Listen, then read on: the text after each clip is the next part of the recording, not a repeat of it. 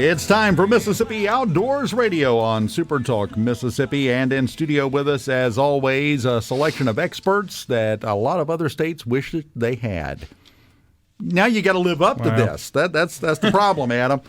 Adam Butler, wildlife biologist, just looked at me like I'd lost my mind. Major Chris Reed with the Law Enforcement Bureau joins us in here again today. Sounds pretty spot on. Yeah, see, yeah. See, you got to go with the majors. Everybody would be appreciative if they could have an Adam Butler. You guys are setting the bar really high. I think so. I'm telling you, he's got it going on. High expectations. Look at it like this. You know what? I'm thankful for Adam. This is the week of Thanksgiving. Been thankful. Chris has been on a thankful kick all day. Thanksgiving's a few days early here. Shouldn't we? It's the week for it. Yeah. It is. That's where we're supposed to be. Season. Mentally. I think the major's in the right mood here. He's got the spirit of the holiday. Nicole Smith with the Mississippi Museum of Natural Science. Hello, hello. Back again. And we have placed over in the corner for some reason, Houston Havens, the Waterfowl Program Coordinator. We'll bring him in a little bit later on. Or you can just shout from over there in the corner. That's fine, Houston. We'll pick you up over here. Of course, it is Thanksgiving. And, Thanksgiving holiday, a lot of people have time off. That's the time that people finally get some good hunting in.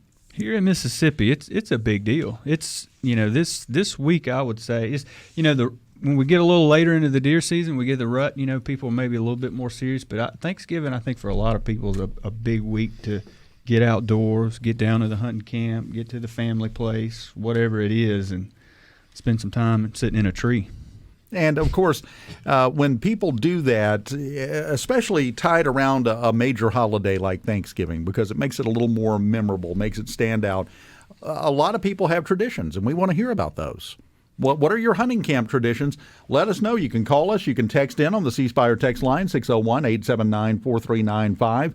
You can call 888-808-8637. And we'd love to hear from you. What are your outdoors traditions surrounding Thanksgiving? Yeah, one of mine when I was growing up, and I still wish it would happen, but I would every Friday, the week before, we'd get checked out of school, and then that Thanksgiving to go to deer camp, and I keep waiting for somebody to check me out of work on that Friday afternoon, but it hadn't happened yet. But and then the week of Thanksgiving, you'd eat lunch, and it was kind of like, all right, hurry up and get through with let's eat at 10 o'clock in the morning. So because I knew that after that we were gone, we were going to the deer camp, and that was something that we looked forward to as kids, and I think it's some of those things that are so important to our state's heritage and our history, and it's important because it created that in the young generation. It carried on, and it just kind of stuck. And so there's so many interesting things. It's a privilege to kind of go out there and work. When you're in the county, you'd go and you'd kind of see that type stuff. You talk to these people, we've been doing this for 40 years, 40, 50 years, whatever the case may be. It'd be generations of people there from the same family that only get together one time a year or something like that. So that's what we're walking into this week. So we would like to hear some of those that you may have. We weren't. I didn't grow up in a huge hunting house, but we squirrel hunted occasionally, things like that. But and somebody just texted in on this. I'm so glad because I'm not alone. Somebody texted in and said, "I know it's hunting season, but the fish are still biting. We used to go fishing." Okay. It's going to feel a little bit more like fishy weather this week, too, I think. It will. Yeah. It'll be mid to upper 70s in places. Yeah. Well, no, you would be amazed how well you can cast wearing two coats. You out there at 5 in the morning and just trying to reel it in. Done it. Been there, done that, because we were a fishing household. That's what we did. Well, you say that. I was my son is 6, and I was talking with him yesterday about, we're kind of going to go down to the grandparents' house and spend a few days in the country, and talked about some different hunting activities he could do, and he wanted to go fishing. He asked me, let's go fishing. So I may do that. See, I understand. I'm right there. Yeah, we're all pointing at you, Nicole. Me? Yeah. Yeah, it's your turn. It's kind of like a tradition of sorts at the museum coming up this week.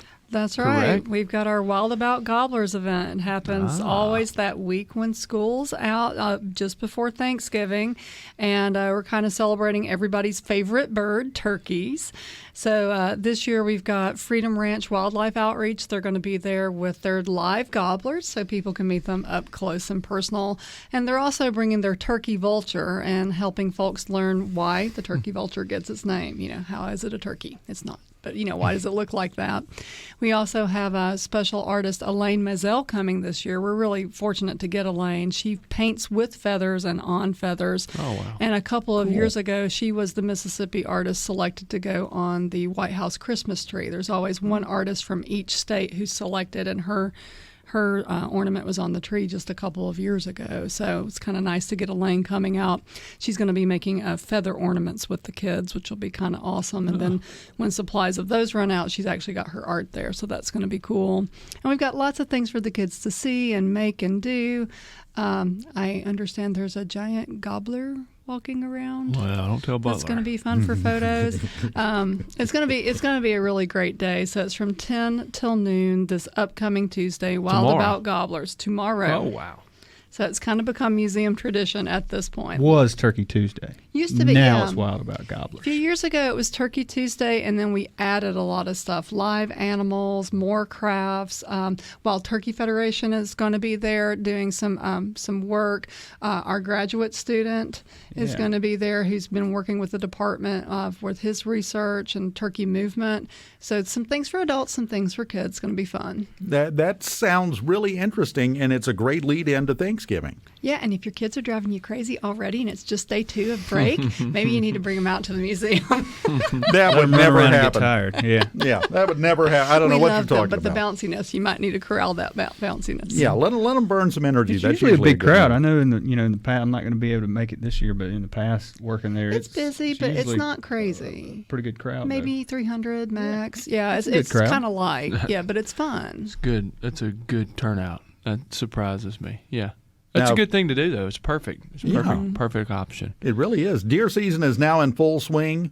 Kicked off, this past Saturday was Yeah. the big day for the big guns, and so Any reports to give? what I heard from people was that deer movement on Saturday was kind of so, but a lot of folks saw a lot of deer yesterday. You know, maybe that little cool front kind of came through a little bit and had a lot of deer moving around. Didn't hear of any just tremendously large deer taken, but some nice ones. You know, heard of some nice ones. What about you, Major Reed? There was a fair amount of unlawful activity taking place across the state.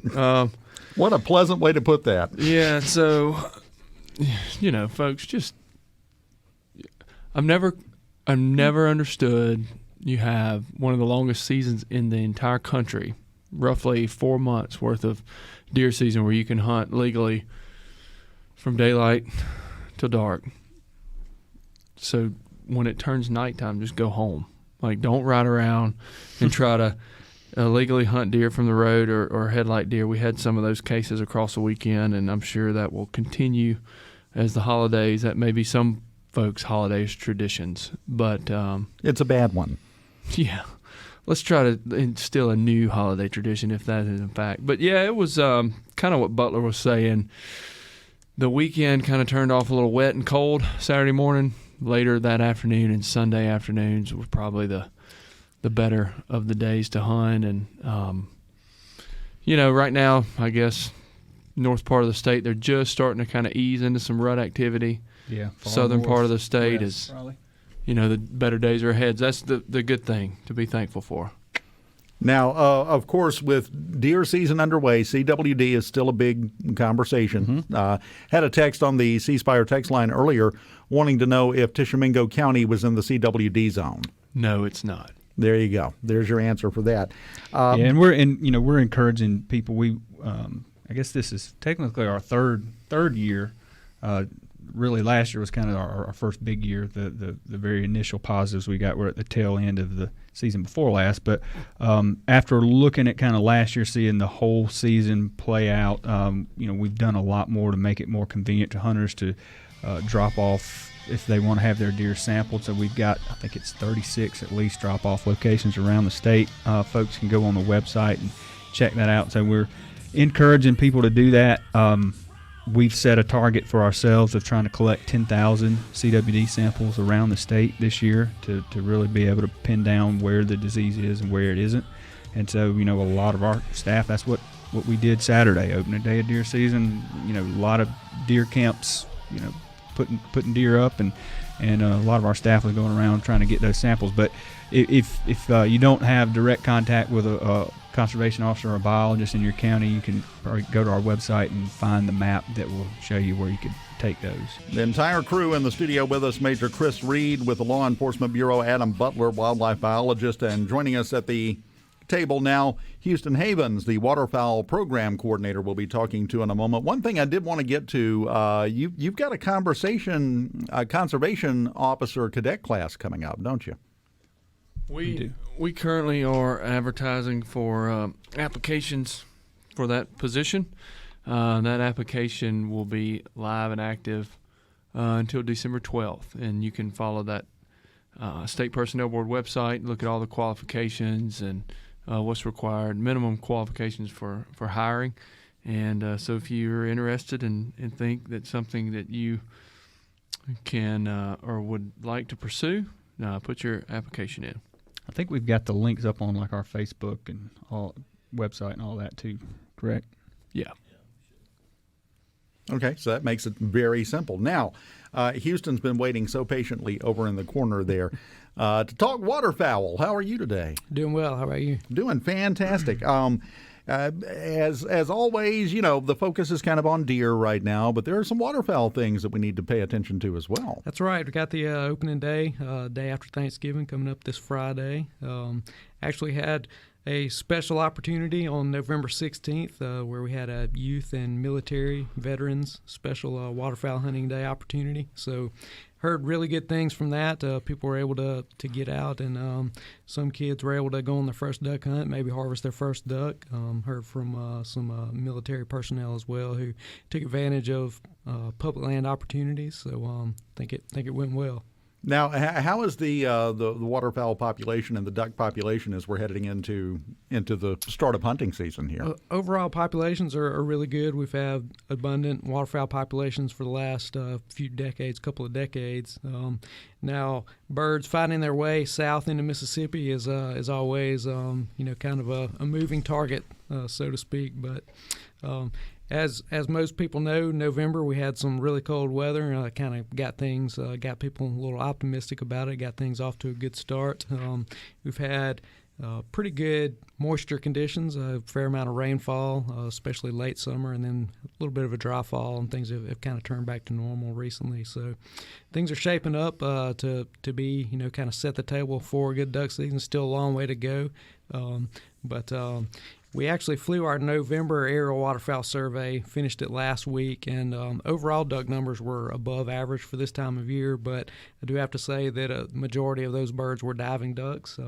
Still a game bird, that we have some people that do pursue those, but generally what people are looking for is that mallard number, and it was lagging a little bit behind for November, so still some room for improvement. Mallard a little low, but and even though we did have the cold November, it took a long time, it seemed like, for the cold weather to start to get here, even the cooler weather for that matter.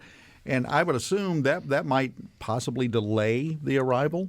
It could, sure. What we're really looking for is sustained cold weather, like you're talking about, that's going to basically come here and stay. And Mississippi's weather is, oftentimes it's a little bit, people give a little bit too much credit to it. It doesn't necessarily have to be cold here. It could be warm as long as we have, the weather that's able to push birds further down the Mississippi Flyway where the majority of our waterfowl are coming from. It's more important for it to be cold in Missouri than it is Mississippi right. for a Mississippi duck hunter. Consistently cold for a long duration. So makes sense. The and kind of when people think about this early November, how cold it was, and we had some rain, we had water. The Mississippi River was up, and the rivers throughout the Delta were up and flooded because we had a lot of that rain. But if we think back, that time period, a lot of people weren't prepared to catch a lot of that water. That's so right. They hadn't stopped their fields up farmers hadn't I mean, they may have gotten out of the fields, but those fields, people don't want to stop their fields up the 1st of November because Absolutely.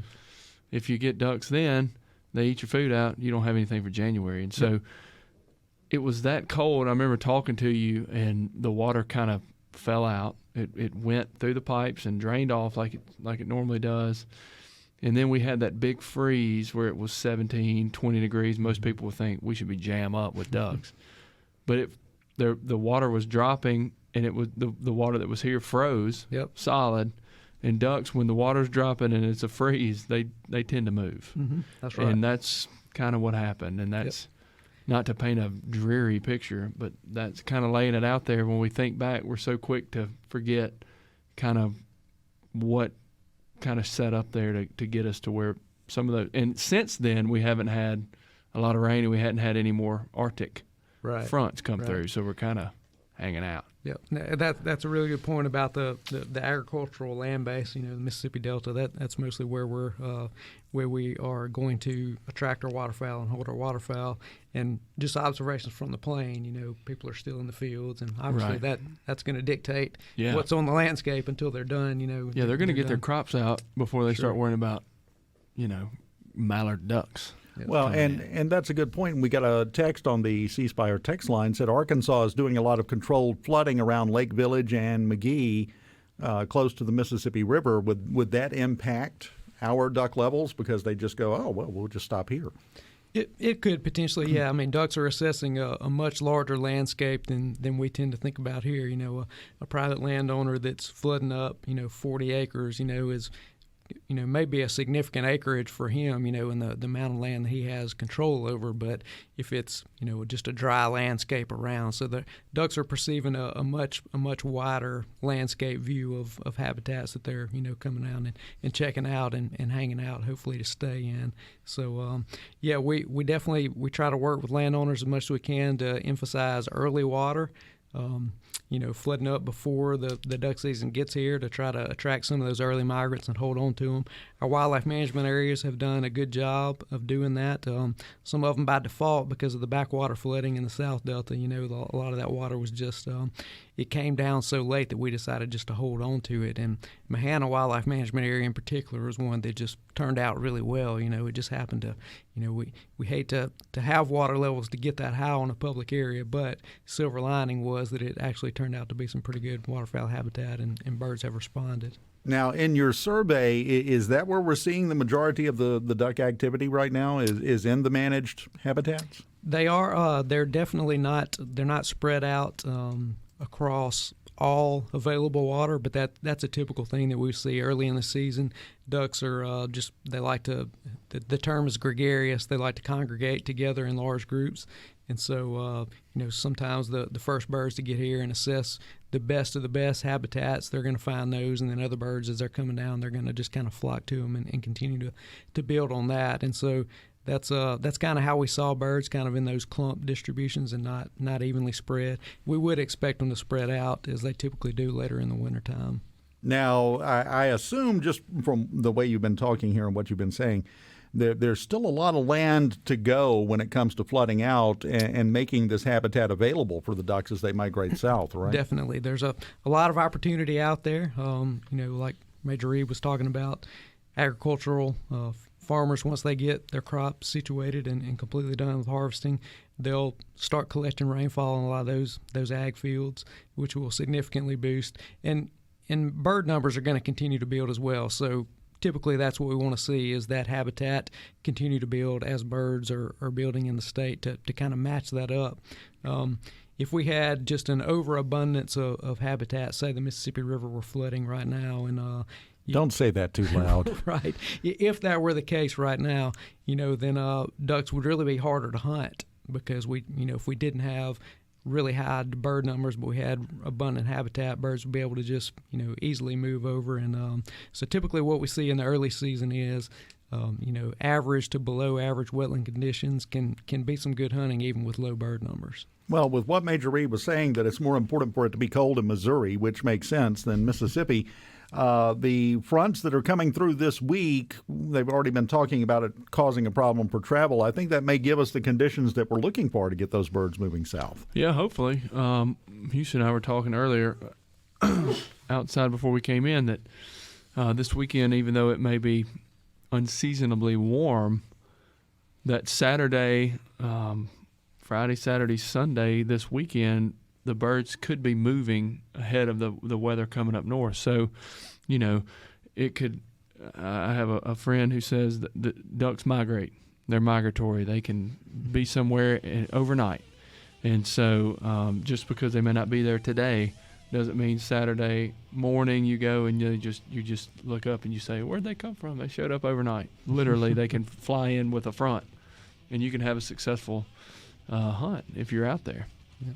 Yeah, and they're definitely moving long distances. That's why we're always preaching that we want to set the table with habitat, because when birds are coming through, they're looking for a place to hold up. Once they get down this far, they're looking for where they're going to spend the next couple of months. And if we've got the habitat to hold them, we should be in good shape moving forward in the hunting season.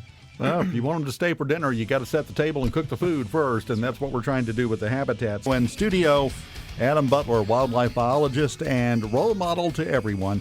Major Chris Reed with the Law Enforcement Bureau, and Houston Havens, the Waterfowl Program Coordinator. We're just going to keep piling it on, Adam.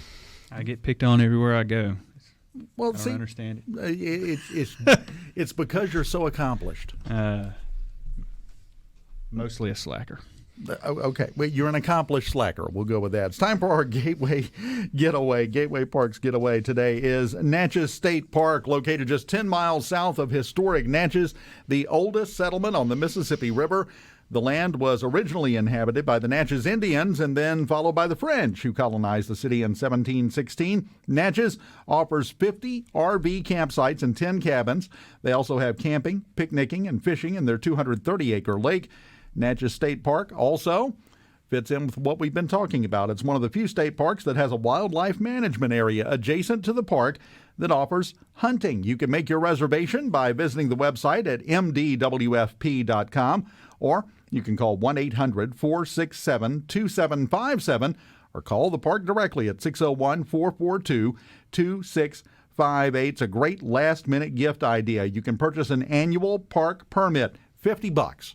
$50, you get access to all Mississippi state parks for an entire year. If you'd like to take advantage of that, you're going to brighten somebody's day if it shows up in their stocking. I can tell you that. Call 601-432-2219. Now, before the break, we were talking about waterfowl because, again, gun season for deer opened this past weekend, but there are a lot of folks that aren't looking for deer hunting. They're looking for duck hunting right now, and that's what we're talking about with Houston Havens here.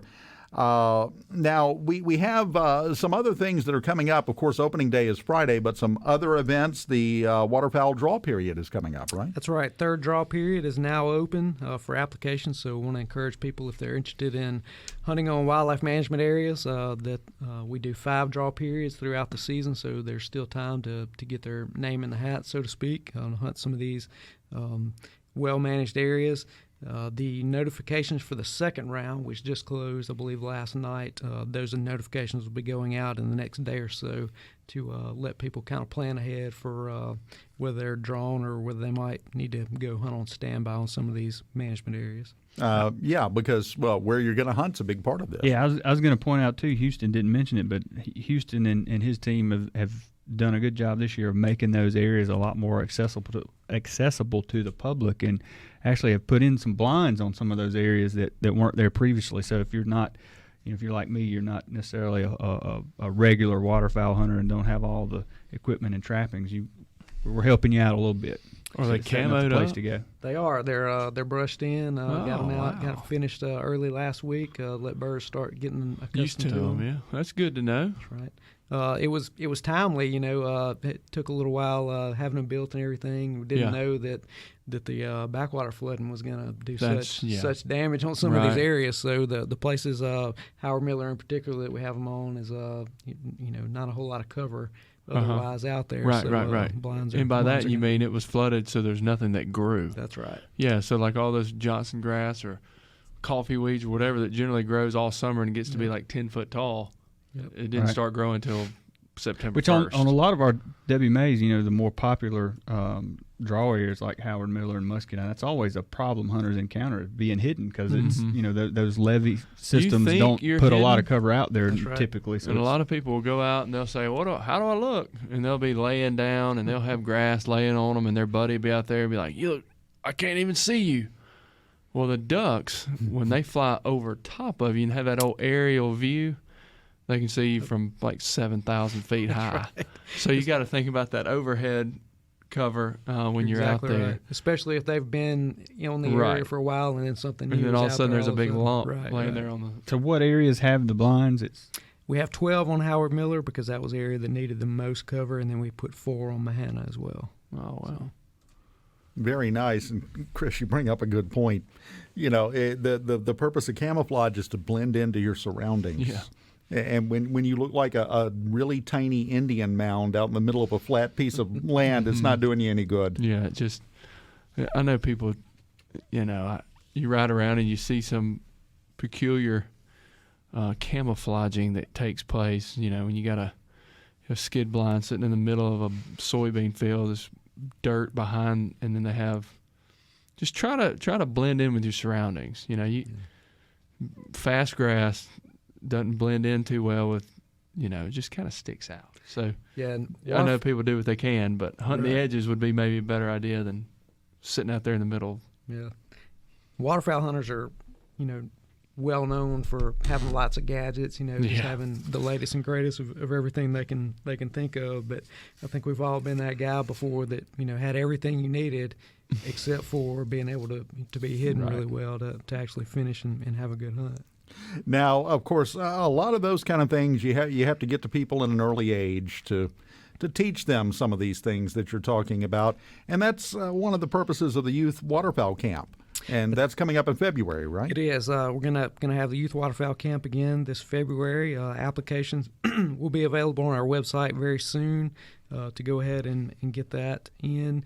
Youth ages 13 to 16 are eligible to apply, and basically what we do is get them out in the muck for a few days. It starts on a Thursday evening, lasts through Sunday, and it also coincides with that last youth hunting day on February 8th. So very education intensive, getting up early and staying out basically all day long, looking at ducks. Hopefully, we're going to have a fair number of ducks still around during that time. Looking at wetland management, how we do what we do and why we do it. And eat a lot of good food and hopefully wrap things up with a good youth hunt there at the end of the camp. I have a question on the C Spire text line, and this is the crew to answer this question. Says, does the Pearl River WMA on 43 have a lottery? If not, what do I need to do to hunt? For waterfowl hunting, it does have 3 impoundments that are youth draw only, and so outside of that, the areas that are open to hunting on the management area are just open for basically when the seasons are open. But those impoundments that are, I'm trying to think of which side of the highway they are, but they're designated and they're marked as youth draw areas. And the area that probably a lot of people notice when they're driving across the reservoir there on 43, that the overlook. The overlook, that's not open for hunting there. Right, There's a lot of ducks. And I know just last week or so I've been through there a couple of times. There's a lot of ringnecks and some other ducks sitting out there that off limits. Now, a follow-up question on that. We're talking waterfowl here. They said, what about deer? What are the rules for that WMA? Same on deer. That part of the WMA is youth only, and then the rest is open hunting. Mm-hmm. So same rules whether it's waterfowl or deer that you're hunting. Well, I just need to check. Every WMA generally has some area-specific regulations. So before you go out, not necessarily everything, a blanket regulation is going to cover every management area. So before they go out, it's on them to check those area-specific regs and make sure that they're up to speed on. And on Pearl River, most people are going to access it off of the bridge across the reservoir there on 43. And so if you're going north, the gravel road goes north there into Pearl River WMA, you'll see the signage. Mm-hmm. There's signage that says youth only area and that sort of thing. It's marked. It's plainly marked, but it's a law enforcement and legal saying for a reason. I think you brought up, Major, it's a very good point. Ignorance of the law is no defense. Right, it's a commonly used defense, but it's not valid. It won't get you out of trouble. No. It'll just get an eyebrow raised at you when you bring that up. That's about it. You mentioned the website, Houston.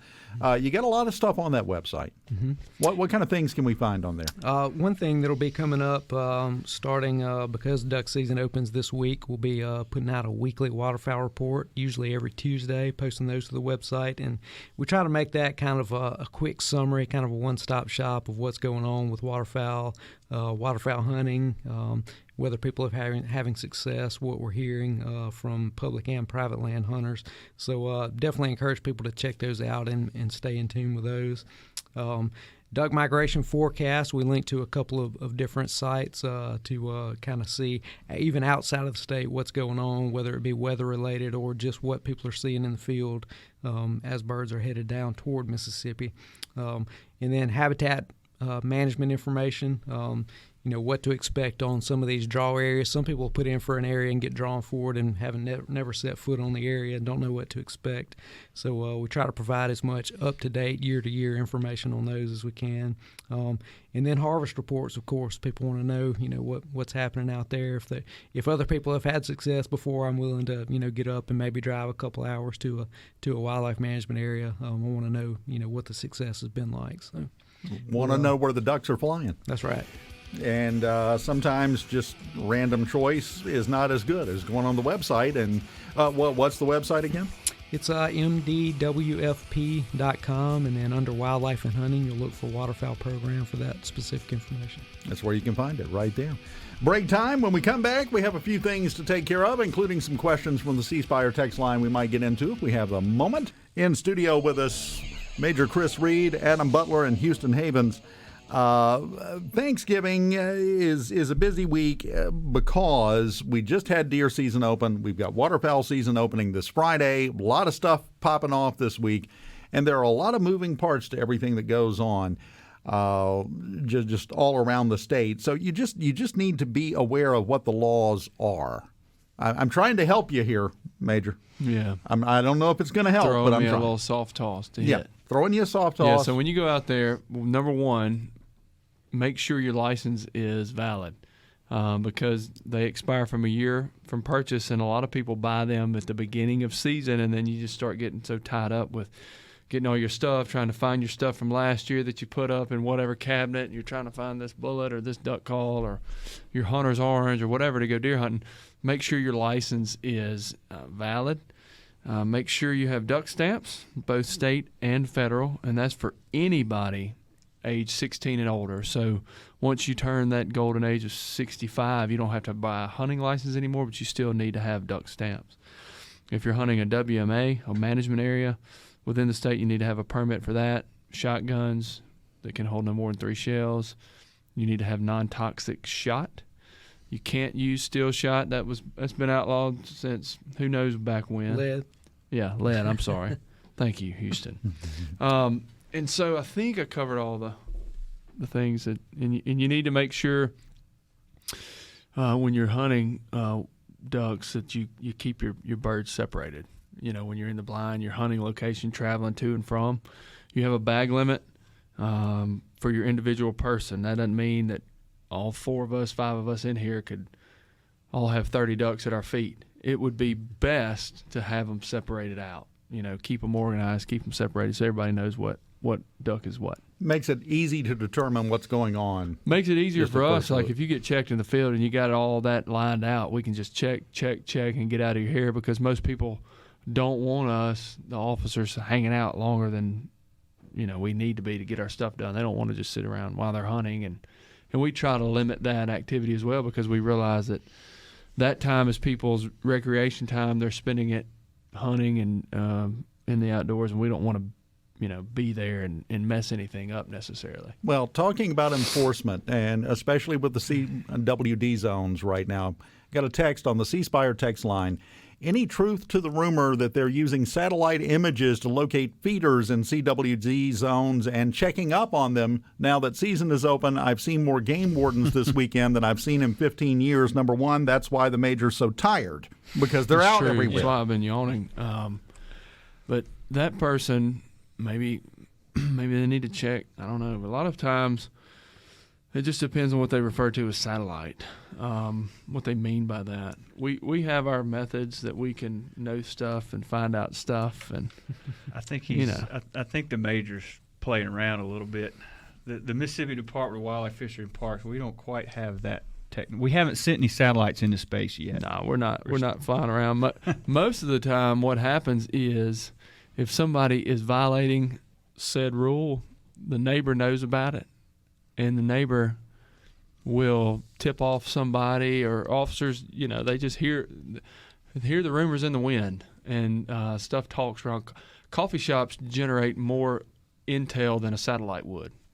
Yeah. Where people are sitting around chit-chatting about this and that. And so our officers do a really good job of following up on those leads and those tips, and just investigating, because, believe it or not, people are still feeding all throughout that North Mississippi Management Zone, CWD zone, and it's illegal. You can't do it. You can't put it out. People are still doing it. We're still issuing citations. So I guess they'll. Yeah. And I think that's a testament to how serious we're taking the CWD issue. It's not the end of deer hunting by any means, but it's definitely something that has implications, and we're serious about it. So anything we can do to minimize the spread of the disease, we're very serious about. And you can still have great success despite not hunting over some feed or bait or corn or a feeder or whatever you want, however you refer to it as. You can still have success. So don't just cash it in and leave the rifle in the gun safe and not go hunting because you're in a management zone where feeding is banned. Go find some acorns, go find a ridge, go find a draw. Go back to what we used to prior to. Well, we're about out of time. Just very quickly want to get a plug to the TV. Yeah, so we're still, we mentioned several weeks ago that mostly going to be reruns through the first of the year. So this week's show will be a rerun from one earlier in the season, but it's going to be archery hunt down at Cane Mount Wildlife Management Area. So that's a really, really special place. I think that was a successful hunt, one people want to check out. And then also the second segment, Hope Outdoors, will be doing some inshore fishing on the Gulf Coast. So that's Thursday night at 7:30. I know probably a lot of people might be sitting around the Thanksgiving table then, so if you miss it, the show will re-air Saturday at 5:30 on MPB. And then also, we're really good about posting up those videos, YouTube links on our website and Facebook and stuff after the fact. So. Fantastic. That's the time we've got for Mississippi Outdoors Radio. Everybody have a good, safe, and legal hunting week for Thanksgiving week. We'll be back tomorrow.